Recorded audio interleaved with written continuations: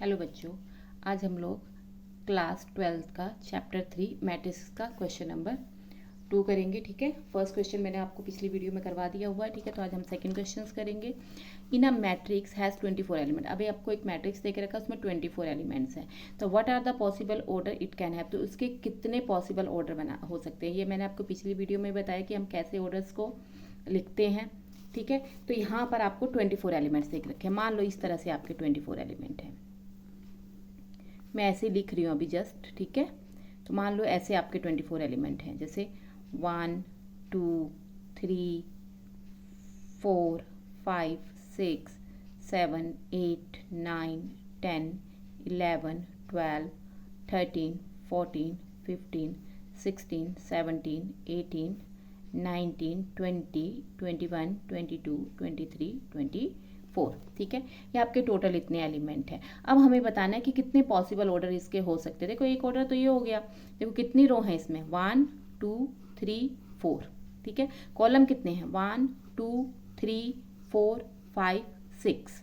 ठीक है, तो आपका एक तो ये बन गया ऑर्डर 4 मल्टीप्लाई कितने कॉलम है, 1 2 3 4 5 6।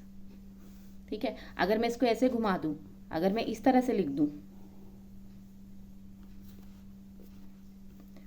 1 2 3 4 5 6 7 8 9 10 11 12 13 14 15 16 17 18 19 20 21 22 23 24। ठीक है, तो अब कितनी रो हो गई, 1 2 3 4 5 6, और कॉलम कितने हो गए, 1 2 3 4। तो यहाँ पर आपकी जो रो हो गई वो 6 हो गई और कॉलम कितने हो गए, 4। तो एक ऑर्डर ये हो गया। अब इसी तरह से क्या मालूम आपके 24 के 24 एलिमेंट सीधे एक ही लाइन में हो, मतलब एक ही रो हो और 24 आपके एलिमेंट हो। जैसे 1, जैसे कैसे बोल रही हूँ मैं, जैसे यहाँ पर, यहाँ से लेकर 1 से लेकर 1 2 3 4, इस तरह से आपके 24 के 24 एलिमेंट इसी तरह से हों आपके। तो आपकी रो कितनी हुई, एक हुई। तो आपके कॉलम कितने हो गए, 24 हो गए। इसी तरह से अगर मैं ऐसे भी तो लिख सकती हूँ 1 2 3 4 ऐसे 24। तो आपके कॉलम कितने हो गए, एक कॉलम हो गया, रो कितनी हो गई आपकी 24। तो एक ऑर्डर आपका ये भी बन गया। ठीक है, इसी तरह से आप अब देख लो 24, 6 4 या 24, ये हमने कर लिया। और किस में आता है आपका 12 2 24। ठीक है, तो क्या पता 2 आपके रो बने और 12 आपके कॉलम बने। इसी तरह से 12 आपके कॉलम बने, सॉरी रो बने, और 2 आपके कॉलम बने। तो ये आपका ऑर्डर हो गया। ठीक है, और ठीक है, 6 4 जा 24, 6 4 जा 20, सब में 24 24 आना चाहिए मल्टीप्लाई करके।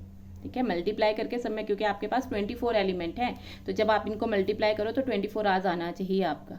ठीक है, तो ये आपका, ये जो है आपके ये ऑर्डर बन गए। ये तो जस्ट मैंने आपको समझाने के लिए बताया। तो यहाँ पर ये आपके ऑर्डर बन गए। इसी तरह से आपका एक और है यहाँ पर, what if it has 13 element. अगर आपको कोई मैट्रिक्स दे के रखा तो उसमें 13 एलिमेंट्स है, तो आपका ऑर्डर क्या बनेगा, आपका ऑर्डर बनेगा 1 मल्टीप्लाई 13 और 13 मल्टीप्लाई 1। और तो 13 के कोई फैक्टर हो ही नहीं सकते। ठीक है, फैक्टर भी तो होने चाहिए, मतलब हम दोनों को मल्टीप्लाई करें तो हमारी वही आ जाए जितने एलिमेंट हैं। तो अब 1 को 13 से करेंगे तो 13 आएगा, 13 को 1 से, और तो कोई भी ऐसा नहीं है जिससे हम लोग मल्टीप्लाई करें तो 13 आ जाए। ठीक है, तो इसके जो हमारे ये 2 ऑर्डर बनेंगे। इसी तरह से हमारा नेक्स्ट है, if a matrix has 18 element. अब एक मैट्रिक्स है उसमें 18 एलिमेंट है, तो what are the possible order. तो क्या पॉसिबल ऑर्डर हो सकते हैं, या तो एक ही रो हो और 18 कॉलम हो, या 18 कॉलम हो और एक रो हो।